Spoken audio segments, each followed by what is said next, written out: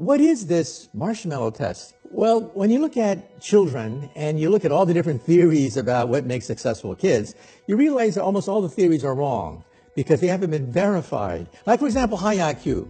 You have a lot of high IQ people who become marginal members of society. And so what is the one psychological test that correlates with success in life? And I found out that it's the marshmallow test. You get kids and ask them, do you want a marshmallow now or 2 marshmallows a few hours from now? And the kids that want the marshmallow now tend to be those that want shortcuts, those that don't want to do the hard work. They want the quick kill. They grab that marshmallow. But the other ones say, no, wait a minute. If I wait 2 hours, I can get 2 marshmallows. I can hold out. There's a pot of gold waiting for me. They're not going to take the shortcut. And so you say to yourself, well, that's a test for kids. But then you track them decade by decade by decade. And you find that they are more successful. They have a lower divorce rate, higher income, higher status in society, that don't want that simple payoff now, but are going to delay gratification into the future.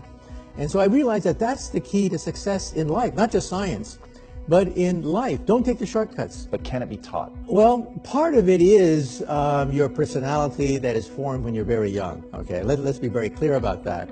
But I think that, yes, I think that, for example, it turns out that if you do the same thing with poor children and the same thing with middle-class children, it turns out that poor children will, in general, go for the quick kill because they know that things disappear real fast.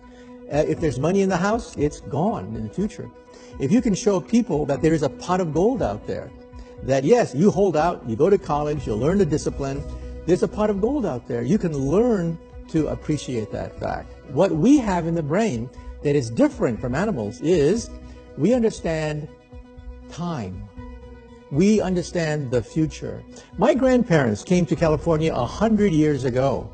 But imagine, back then, life expectancy was 49 years of age. I mean, you were born, you had kids, and died. Life was a bitch. Now, we have an increased lifespan. We have all the luxury goods. Instead of yelling out the window, which is what my grandparents did to communicate, we have the internet. And so when you look at it the long term, decade for decade, you realize the enormous progress that we've made. We constantly daydream, we scheme, we plot. We constantly think about what could be. Now let's do an experiment. Go home tonight and teach your dog the concept of tomorrow. Try it.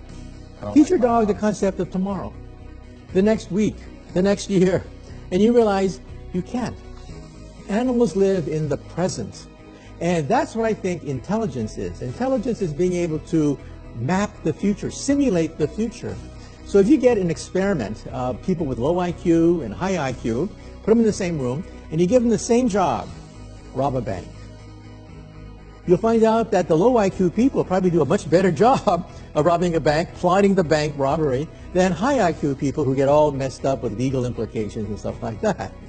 The point is that you can have some very smart robbers because they see the future. And that's what we humans do that animals cannot. We constantly daydream. We constantly create worlds that don't exist. And to me, that's what intelligence is. Some people ask me, well, what is the meaning of life then? And I say to myself that if somebody gives you from up high the meaning of life, it's too easy. I mean, is that all? My attitude is that it's self-discovery. We have to reinvent ourselves, that we have to recreate ourselves, that the meaning of life is rediscovery.